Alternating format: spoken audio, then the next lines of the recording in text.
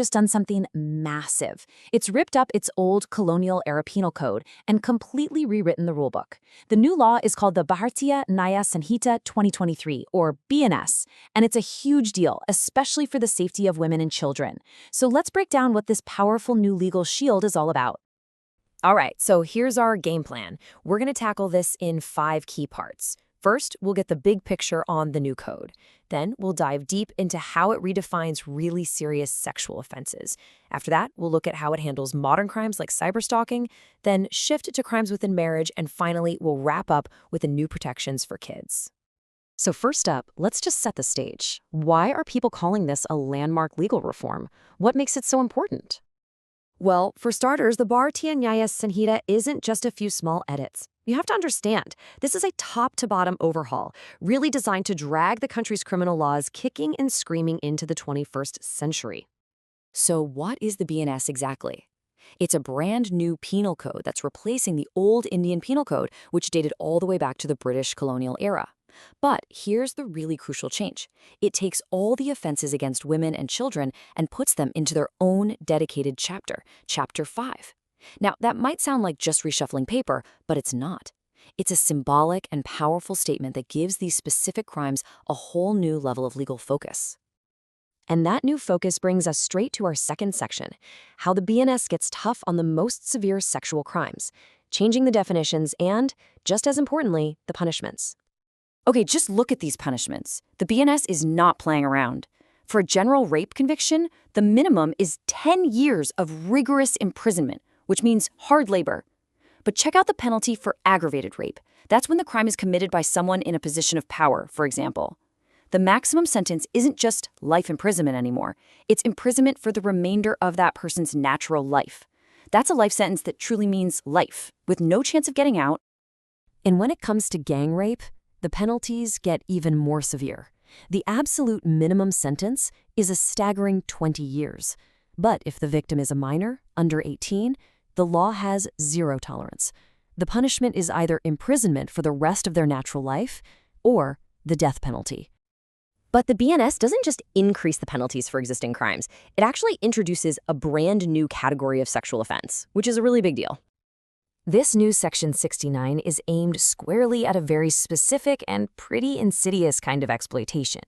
It makes it a crime to have sexual intercourse by using deceit. Things like falsely promising to marry someone, offering a fake job, or hiding who you really are. This closes a huge legal loophole that people have exploited for a long time. Now, this is another really key change. While the wider debate over the marital rape exception continues, the BNS makes one critical update. It raises the minimum age of the wife in this exception from 15 all the way up to 18. This brings it in line with the legal age of adulthood and offers a lot more protection to very young brides. Okay, next up, we're going to see how the law is finally catching up with technology. It's looking at crimes that don't just happen on the street, but on our phones and laptops too. And this is absolutely crucial for the world we live in today. The new law now explicitly says it covers the digital world. The BNS basically recognizes that crimes like harassment and stalking don't stop when you lock your front door. They can follow you online. And for the first time, it brings those digital spaces right into the heart of the law. So let's take stalking. Under Section 78, it's now broken down into 2 clear types. You've got the physical act that we all think of, following someone around, but now the law officially recognizes digital stalking too. So monitoring someone's social media, their email, anything they do online. Both are now equally considered stalking under the law. And the BNS also gets very specific with punishments for other serious crimes. This includes assault with the intent to outrage a woman's modesty, sexual harassment, and the really horrifying crime of assault with intent to disrobe, which now carries a hefty sentence of 3 to 7 years. All right, our 4th section zooms in on offenses that can happen within the context of a marriage, and it really focuses on crimes related to dowry and cruelty. The law here makes a really clear and, frankly, very somber distinction. On one side, you have the crime of cruelty, which is defined as harassment or conduct that's so bad it could cause serious injury or even drive a woman to suicide. But if that cruelty is linked to dowry demands and the woman dies within 7 years of getting married, the charge gets upgraded to dowry death, and that's a much, much more serious crime that carries a possible life sentence. The code also gets tough on other kinds of deception in marriage. First, there's bigamy, plain and simple. That can get you up to 7 years. But it gets even tougher if you actively hide your first marriage from your new partner. That's considered aggravated, and the punishment can jump to 10 years. Same goes for tricking someone into living with you by pretending you're legally married. That's also a serious crime with up to a decade in prison. And that brings us to our final section, where we look at the most vulnerable group of all, children. Let's see how the BNS creates a comprehensive new shield to protect them from harm. First things first, the law makes the definition of a child crystal clear. There's no gray area. For the purpose of all these laws, a child is anyone under the age of 18. Simple as that.